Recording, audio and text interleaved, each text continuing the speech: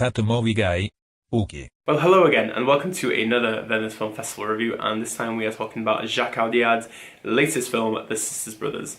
Audiard has been a French filmmaker that I have adored and admired for a very long time. I love his films such as The Prophet, Rust and Bone, The Fan. I think he is a very great humanistic filmmaker, just like many of the other filmmakers within France. But I think that he takes the story into a lot more of a grittier element. And I think that is why he always resonates in my mind a lot more. Rust and Bone is probably one of the best films I've seen in the 21st century so far. Obviously, I'm not going to be alive to see the whole of this century, but still, it's one of the best.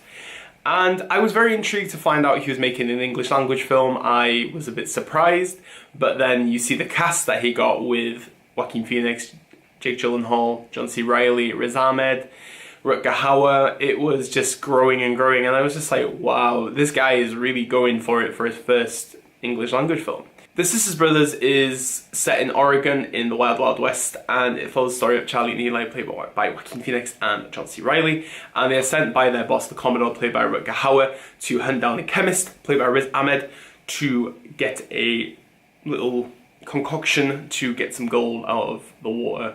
And they go on a hunt while a spy, played by Jake Gyllenhaal, follows the chemist down the Oregon way and keeping information, but things erupt and stuff goes down. I think that's pretty simple. What can be said about The Sisters Brothers, it is a very strong film. It is very, very Jacques Audiard style. Obviously the book, a lot of people say, resonates a lot with how Audiard works. It is not the gun-slinging kind of movie that you're expecting.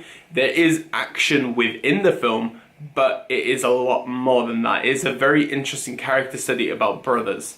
And Joaquin and John C. Reilly, you wouldn't really think about them being brothers in real world, but within this, they are very believable. They are going through a lot of change within their lives.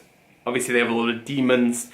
And you think that Joaquin would be the wise one and John C. Reilly would be the stupid one, but no, it's vice versa.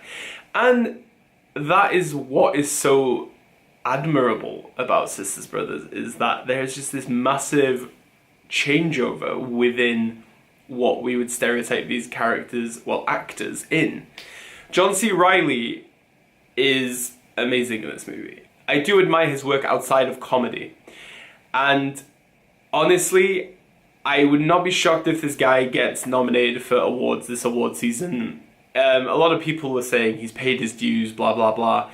But this is a good performance, and I dug it a lot. When it comes to Joaquin, though, I didn't really like Joaquin as much as I normally do. Along with any Audiard film, there are like gruesome elements to it. There is a bit of gore, there's a bit of muckiness and stuff going on, and it is pretty disgusting. Like, there's one scene where John C. Reilly spits baby spiders out of his mouth. I was just like, it's disgusting. But I generally think that Audiard's style just elevates the film a lot more. But for me, it's just the performance of Joaquin that just breaks it down for me quite a bit. But with Gyllenhaal, I liked him. Ahmed, I liked him, but I just wish there was more. I wish there was more development. I wish there was more of a story within them. I think at the end, I really did like the way when all four of them finally meet in one place. And I really liked the development. I really liked the story between them. And it just wasn't enough. I just wished, like I said, I wish there was more. This is not just a straightforward drama, by the way. It is very, very funny. There's scenes with toothbrushes, with borscht, with flushing toilets. It is a riot, and people all around me in the screening were just laughing their heads off. And it is a very funny, very poignant, and a very interesting character study.